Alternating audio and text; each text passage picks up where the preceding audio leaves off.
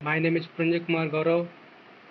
Today I will discuss about air conditioning and I welcome all you in my new lectures air conditioning basics.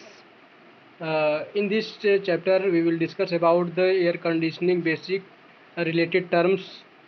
I hope you will understand clearly my videos through this concept. So let's start the topic. Thank you. Air conditioning basically is the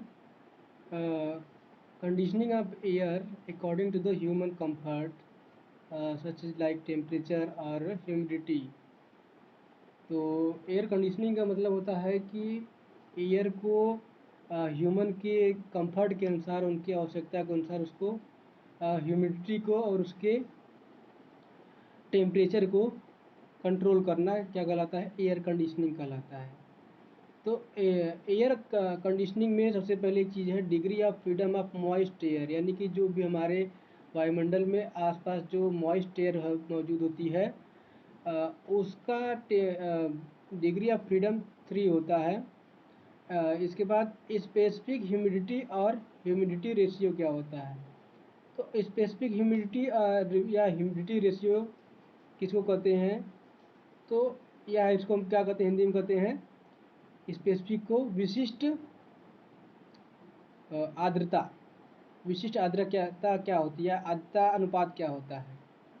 तो आर्द्रता अनुपात को हम omega से present करते हैं और इसका वैल्यू होता है, ये रेशियो होता है mass of vapour upon mass of dry air का, जहाँ पे इसको रिप्रेजेंट किया गया मास ऑफ वेपर को mv से और मास ऑफ ड्राई एयर को ma से। अगर हमारे पास वेपर का प्रेशर और एयर का ड्राई एयर का प्रेशर अगर हमें दिया है तो हम वहाँ पे mv अपॉन ma को 0.622 pv अपॉन pa से रिप्लेस कर सकते हैं। तो हमारा specific humidity omega equal to हो जाएगा 0.622 pv अपॉन pa, और pv क्या है, पार्शियल प्रेशर ऑफ वेपर है, और pa क्या है, पार्शियल प्रेशर ऑफ एयर है। Now pt, what is pt? pt क्या होता है, ये टोटल प्रेशर होता है, एटमॉस्फेरिक प्रेशर। तो pt इक्वल टू होता है pt equal to pv minus pa। तो यहाँ से हम रिप्लेस कर सकते हैं। इसके बाद रिलेटिव ह्यूमिडिटी क्या होती है। रिलेटिव ह्यूमिडिटी,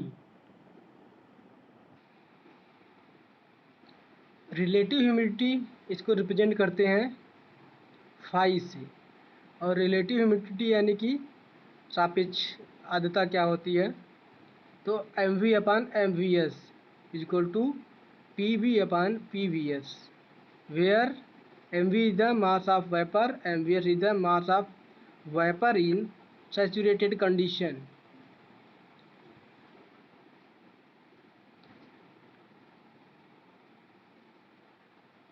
इसके बाद mv क्या होता है, मास ऑफ वेपर होता है, mvs mass of vapour in saturated condition होता है at constant volume and temperature, और pv जो होता है पार्शियल प्रेशर होता है, पार्शियल प्रेशर ऑफ वेपर होता है, और pvs partial pressure of vapour in saturated condition. Here in this for calculating relative humidity we consider the ratio of mass of vapor to the mass of vapor in saturated condition at constant vapor at constant volume and temperature. Next is wet bulb depression.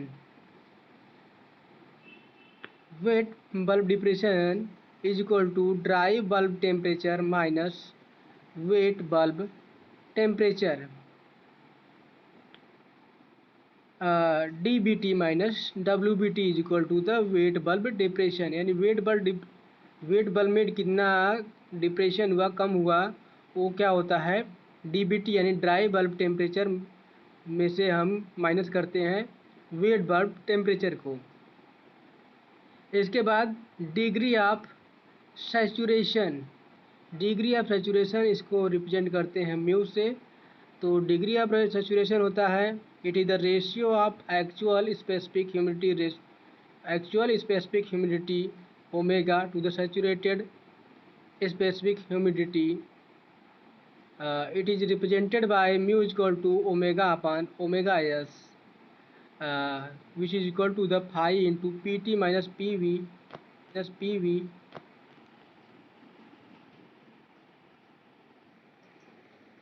Degree of saturation is equal actual specific humidity upon saturated specific humidity omega s, और degree of saturation mu is equal to omega upon omega S, which is equal to the phi into P T minus P V S upon P T minus P V. We know that P T is the total pressure, P V S is the saturated vapour pressure and P V is the partial vapour pressure. Next, enthalpy of moist air. तो enthalpy of moist air क्या होता है? H is equal to H A plus H V, H is equal to M A into H A plus M V into H V, mass of air into mass of vapour M A and M V, and H A is equal to the enthalpy of the air and dry air and the H V the enthalpy of the vapour. Then we consider H is equal to CPA into T plus omega 2500 plus 1.88 T. Mixing process. Specific humidity of the mixture omega is equal to MA1 omega 1 plus MA2 omega 2 upon MA1 plus MA2। यानी कि mixing process में specific enthalpy को कैसे calculate करते हैं mixture के, तो होता है omega is equal to MA1 omega 1 plus MA2 omega 2 upon MA1 plus MA2, जहाँ पे MA क्या होता है? Mass of the dry air and A2 is the MA2 is the mass of the vapor pressure, mass of the saturated vapor, and omega is, you know that, is specific humidity. Then we can calculate enthalpy of the mixture also with using this formula MA1 plus H1 plus MA2 H2 upon MA1 plus MA2. Suppose there is a two condition of air, mass of one is MA1 and the mass of two is MA2, and their enthalpies are respectively H1 and H2. Then the enthalpy of the mixture is equal to MA1 H1 plus MA2 H2 upon MA1 plus MA2. Similarly, we can calculate the temperature of the mixture. T is equal to MA1 T1 plus MA2 T2 upon MA1 plus MA2, where T1 is the temperature of first air and the T2 is the temperature of next air. Basic air conditioning process. Here is given a humidity and temperature diagram. Here we given that OA represents the sensible heating. In the sensible heating, only temperature increases, humidity remains constant. यानी कि sensible heating में क्या होता है कि हमारा temperature तो increase करता है लेकिन ह्यूमिडिटी जो है, स्पेसिफिक ह्यूमिडिटी ओमेगा का वैल्यू क्या होती है? कांस्टेंट रहती है। तो क्या कहलाता है? सेंसिबल हीटिंग कहलाता है। इसके बाद ओबी जो है क्या है? वो भी इज़ द सेंसिबल कूलिंग। तो इसमें सेंसिबल कूलिंग का मतलब है कि टेम्परेचर केवल क्या होगा, रिड्यूस होगा, कम होता रहेगा, लेकिन स्पेसिफिक ह्यूमिडिटी क्या रहेगी, वो कांस्टेंट रहेगी। ओ सी रिप्रेजेंट ह्यूमिडिफिकेशन। तो जो ह्यूमिडिफिकेशन का मतलब है कि इसमें केवल ह्यूमिडिटी यानी स्पेसिफिक ह्यूमिडिटी इंक्रीज करेगी, temperature remains constant, temperature constant रहेगा। O D represent dehumidification. In this, इसमें केवल क्या होता है, स्पेसिफिक ह्यूमिडिटी रिड्यूस होती है और टेम्परेचर कांस्टेंट रहता है। ओई हीटिंग एंड ह्यूमिडिफिकेशन। ओई क्या रिप्रेजेंट कर रहा है, इसमें हीटिंग भी हो रही है यानी टेम्परेचर इंक्रीज भी कर रहा है और ह्यूमिडिटी भी बढ़ रही है। तो ये क्या होता है, इसमें हीटिंग एंड ह्यूमिडिफिकेशन साथ साथ हो रहा है, ओई रिप्रेजेंट कर रहा है। O F cooling and dehumidification. इसमें क्या हो रहा है, टेम्परेचर रिड्यूस हो रहा है और इसका स्पेसिफिक ह्यूमिडिटी भी क्या हो रहा है, रिड्यूस हो रहा है।